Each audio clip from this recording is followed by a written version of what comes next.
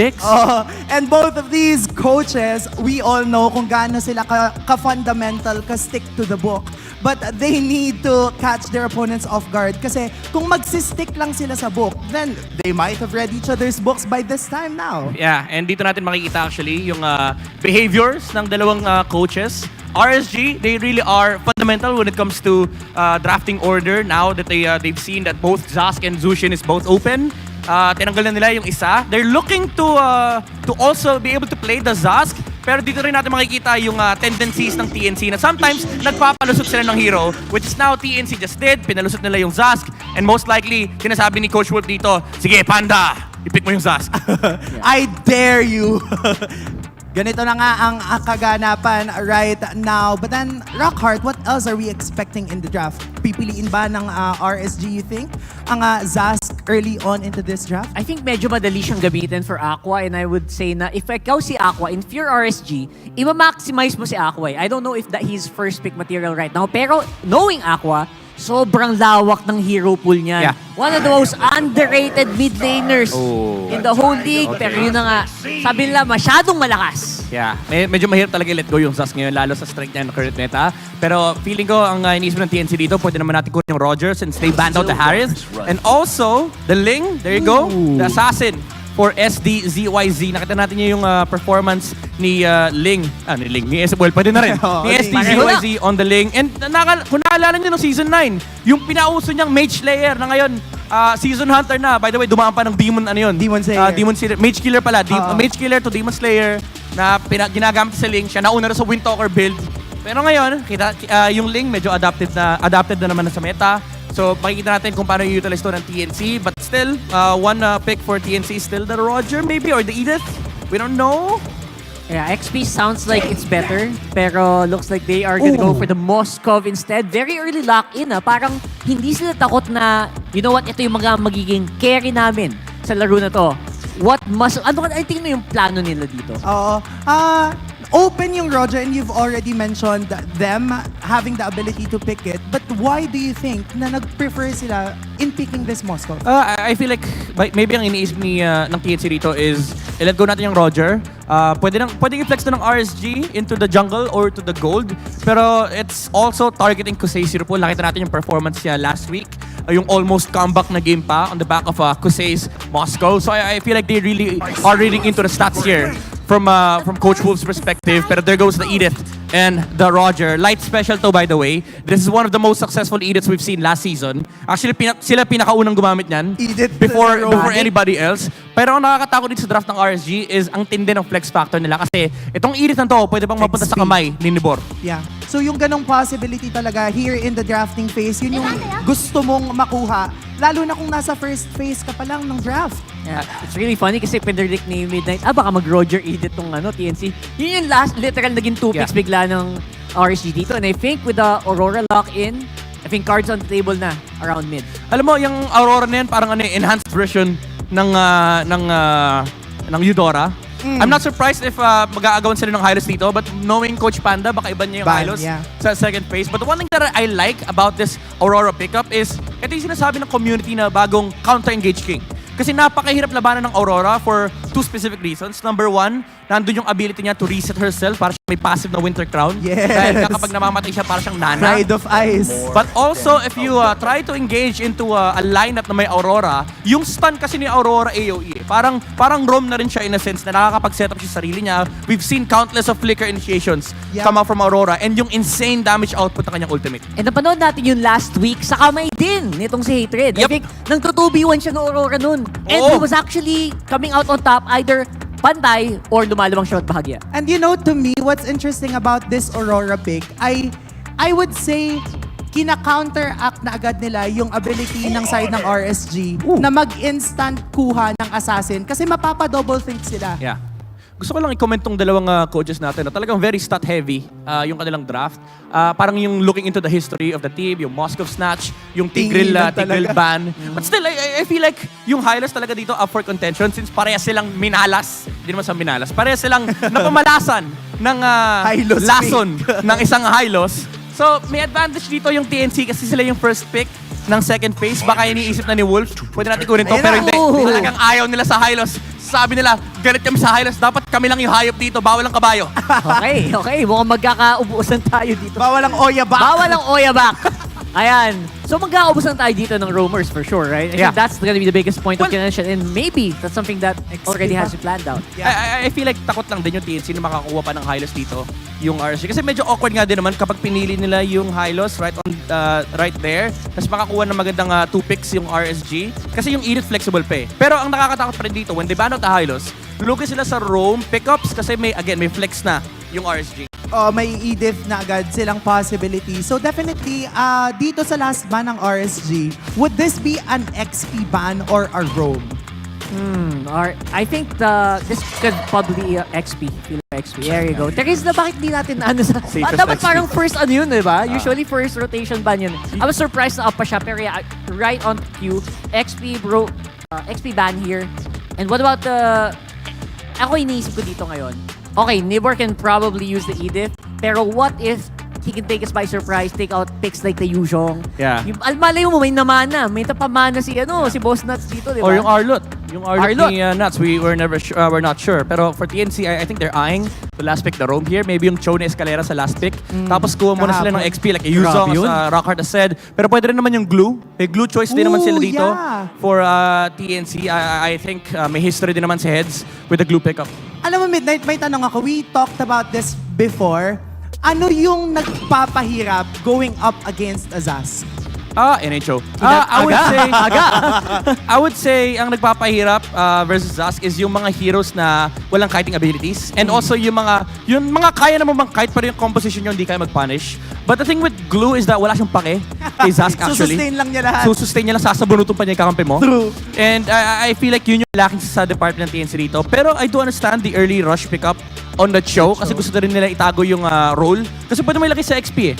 Din yung Sanford. show. And I feel like this does tell a lot of things with RSG kasi ngayon pwede na sila pumili ng counter show matchups like the Kufra, maybe the Yuzong, or even the Arlot.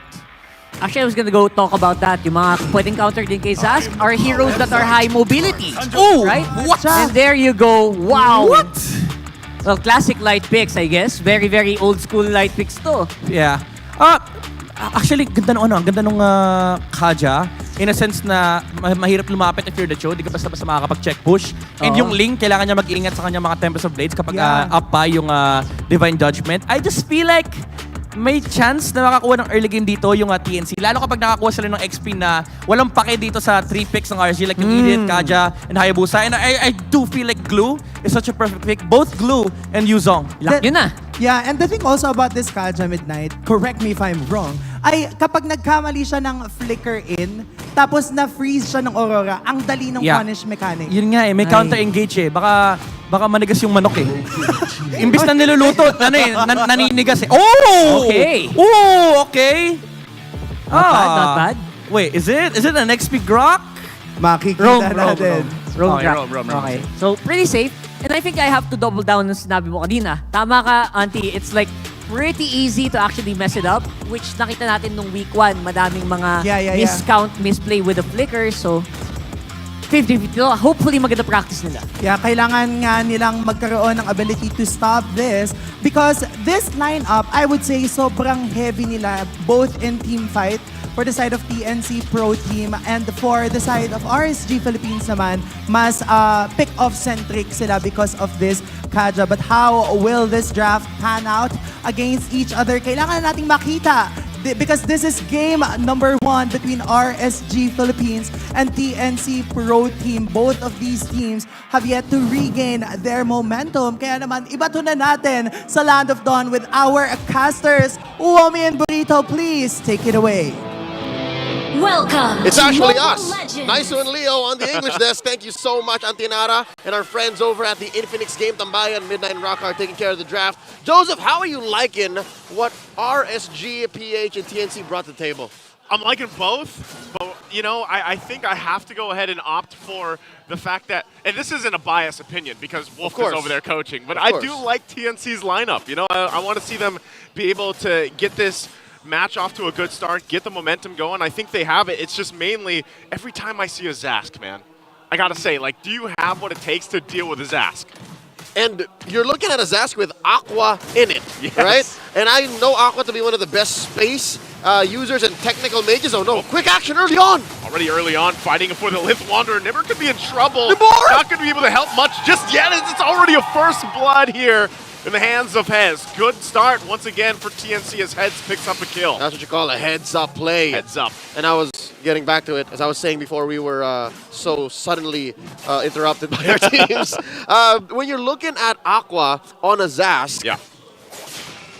he doesn't get to use much of the space. Like, he has to commit. Whenever he goes in with his ult, he has to commit, and that's not very Aqua in my opinion. We have to see RSG grow into many different directions, not just because Nats isn't playing for today, but mainly because the meta is changing, right? And this is a RSG with Irad in it.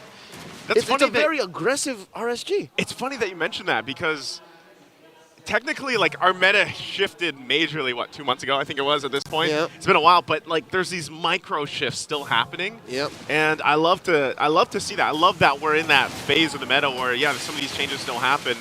And even with this, like, this lineup that RSG brought to the table is still something that, you know, has a little bit of a nicheness to it, because, like the panel mentioned, Light is going to pick up a signature pick like this Kaja, but still with it, I think that's the thing. Like, they have to tailor the aggression here. Yep. Besides Light, everything else is kind of new flavor for the Raiders. TNC, on the other hand, again, everything's in flux for them. This is their comfort zone, I guess, you know, climbing up and trying to score one over the rest of the league.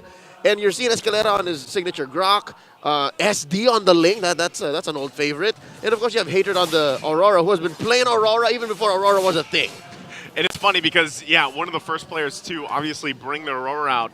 But, you know, still serves a purpose. There's the Divine Light Judgment we were talking about. Shadow Kill already going to be used. They pop the Test of Blades. It's Light that gets punished. Nibber goes down too.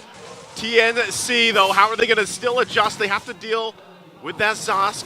Still holding its front with the Nightmare Spawn, but they're going to force the Red back. But these are pickups for TNC already, and some control around the turtle. And now, once again, Heads will be focused down, taken down. SD goes for the kill. He'll handle Aqua just fine.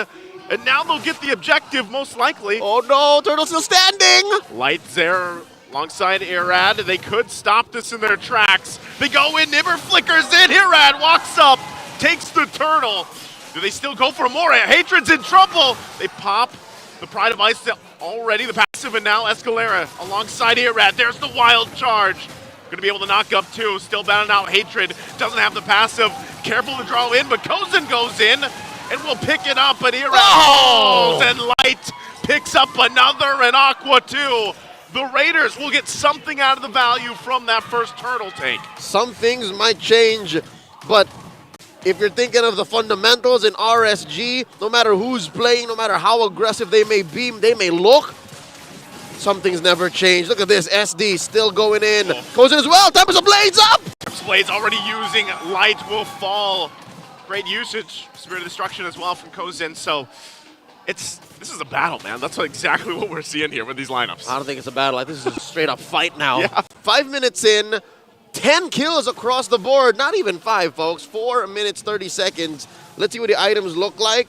Again, because of how much TNC got out of that first turtle, you see how Kozin is way ahead of Kusei. Like, I said, what, 500, 600 gold?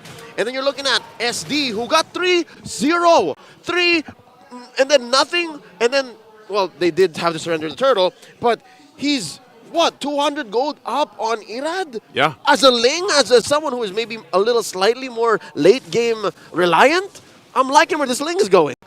It's scaling really well, and that's why I always love, you know, Warcry Emblem 2 has done some good things in our current meta, you know, bringing in that emblem, and you saw 2 over here from the Raiders, and I think that's why when they go into some of these skirmishes, these team fights, it shows, you know, it shows on how they kind of scale up. Now, Kosei, on the other hand, he's been able to farm up for relatively, you know, freely, and he's going to have to shine later on because, like we saw with Kozin, he could just throw in the spear, man. Spear Destruction, here I am. And I think that's where RSG needs to step on the clutch, maybe consider how they approach the mid-game power spike. They don't really have any burst.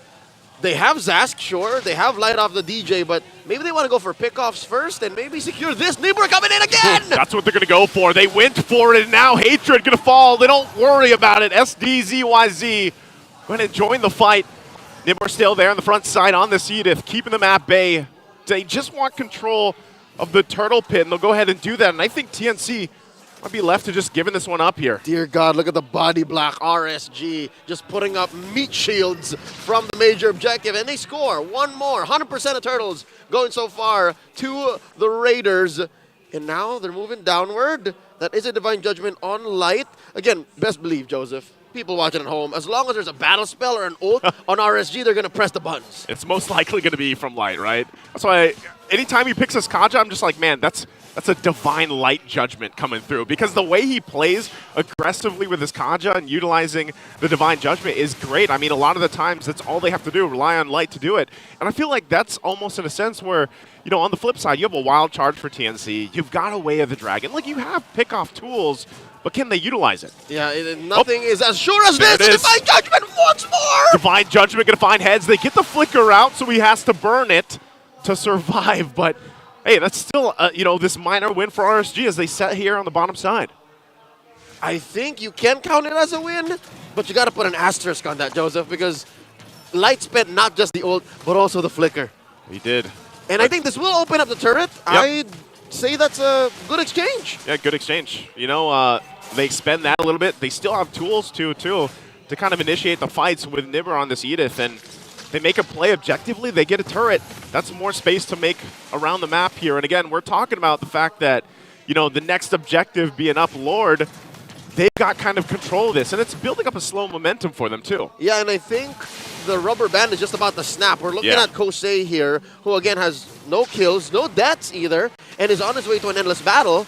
And he's rocking the Sky Piercer and the Windtalker from here on, so he can choose one of either path, Joseph. Yeah. He farms minions or he farms heroes. He can go either way. He's just waiting for that moment. He's at the fork in the road right now. Yep, it's like, which one?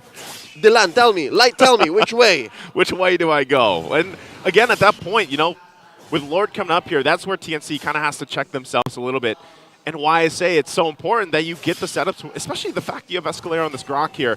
They'll exchange here on the bottom side, and we'll see what they focus on. In the same way, in a swing of fate, TNC is also facing the same story. Exactly. Do we now go for fights, or do we split the map up? And it looks like now they're catching up to it. Lord here down to a 10th, 16th, the steal! SD somehow able to get the Lord, and now it looks like they're going to be able to win the fight too as Light gets taken down. Nibbert pops the Primal Wrath, but does he have enough damage? He gets thrown into the wall from the Spear of Misery.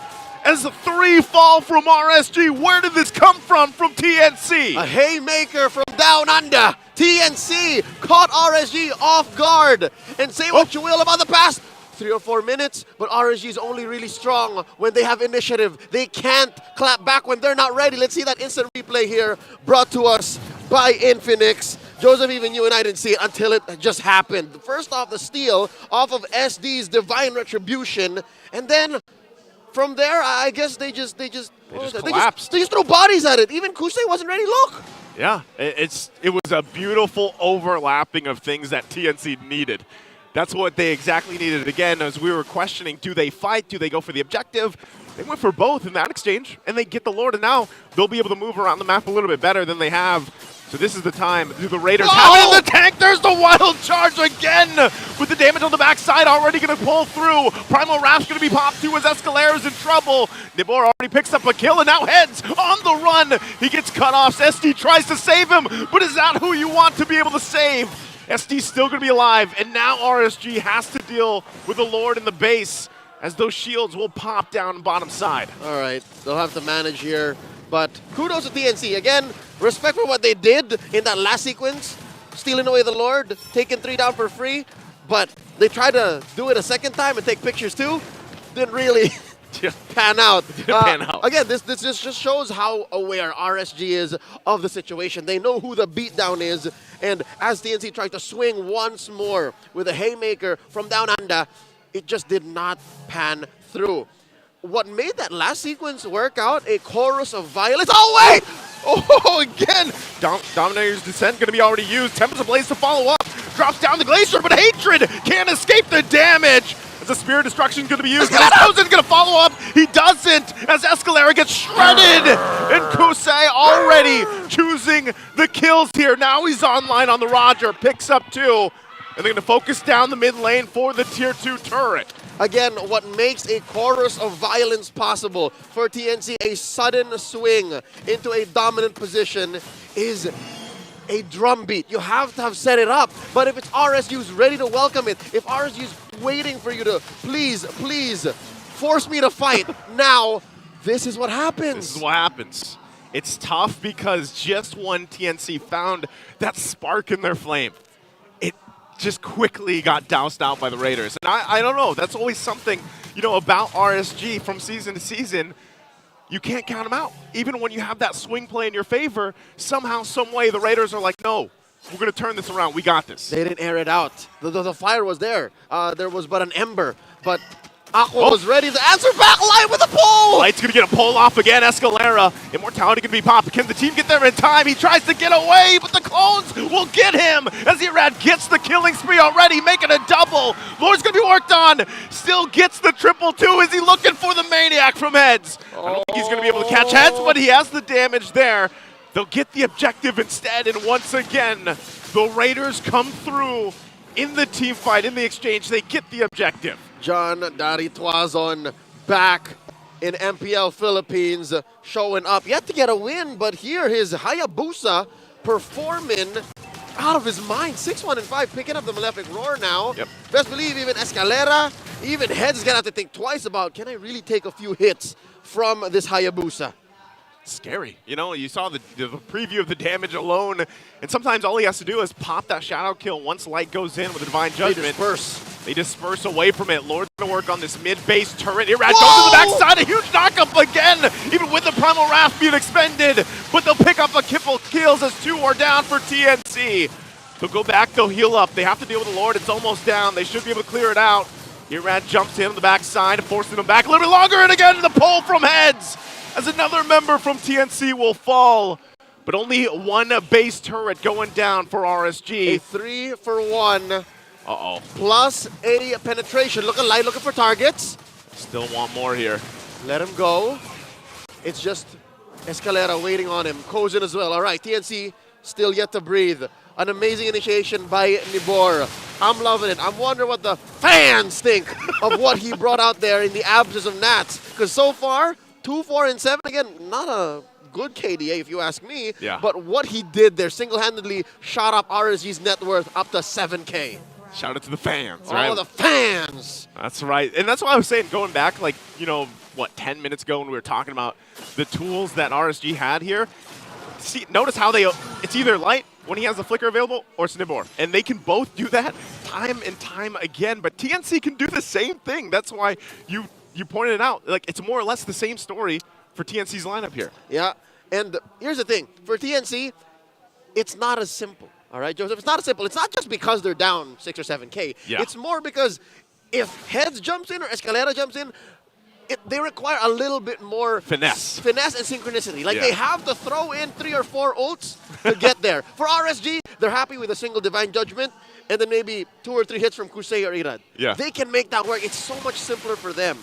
But for TNC, the returns are infinite. That's true. Because they can walk away with a steal. Like, SD can do that. They can control the map a little better. Because, again, you walk on walls with the Finch Poise much easier than the Quad Shadow. Yeah, that's true. Oh, whoa, what? And the toss up again from the onward. See, I told you. Easier. So much simpler to make it work here. And now, forcing TNC back again. Does RSG just choose to end the game here with a numbers advantage? 5 versus 3. They can. TNC, they got the waves pushing in. They're trying to block it off with the Guardian's Barrier. The Nightmare's going to be dropped down. Dominator's Ascent 2. They want to force them off the base. Tempest Blade's going to be used, trying to clear the waves out. Escalera takes way too much damage as he will fall. But the crystals already going to be worked on as RSG will take game number 1. The Raiders are at match point. One more to get on the leaderboard. I told ya, Joseph, I told ya. For RSG, it's as simple as ABC. Their lineup is very pickoff centric, and it's the alphabet. TNC, it's amazing, but it's a little bit closer to trigonometry. Let's throw it over to the Infinix Game Tambayan to break this game down even further.